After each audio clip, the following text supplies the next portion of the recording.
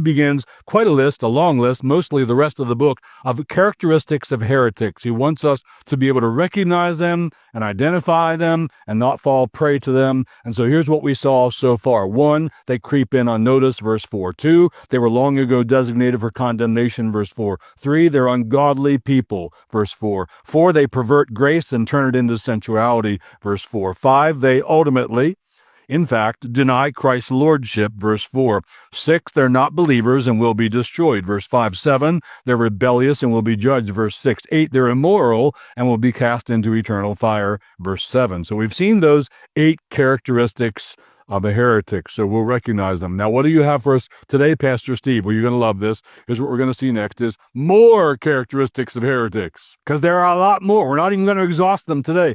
Jude wants to make sure we really, really get it. We can pick them out, we can identify them, and root them out of our church and out of our lives. So more characteristics of heretics, starting in Jude, verse 8. Let me read it again for you, and we'll jump in. Yet in like manner, that's like Sodom and Gomorrah. That's like the angels who would not keep their proper habitation. That's like the first generation of Israelites who did not believe and threw a bad kind of party.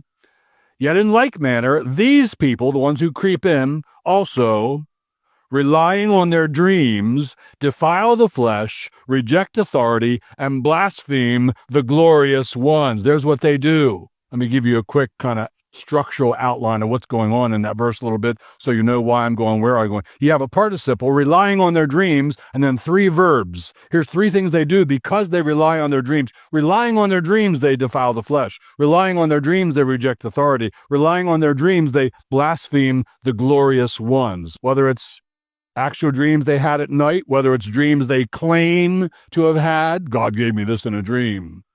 Whether it's things they dreamed up in the daytime, it's all their dreams. We can broaden that dreams to on alternate extra-biblical sources of authority. They're supposed to preach the word. They're supposed to base everything on the word. Instead, they say, God gave me a dream. Let me tell you about it. It's from God, so I'm an authority here. You don't get dreams from God. I get dreams from God. I'm really somebody special. You ought to really follow me and listen to me. They rely on their dreams. Why they pick dreams? Because, 1, you can't know what really went on in their head. You can't know whether they had that dream or not. They can just lie about dreams. Furthermore, they've read in the Bible how God sometimes does reveal things in dreams. He did to the patriarchs. He did to the Old Testament prophets. He did to some New Testament apostles and prophets. He gave them dreams. And these current-day heretics are saying, yeah, I'm in that line.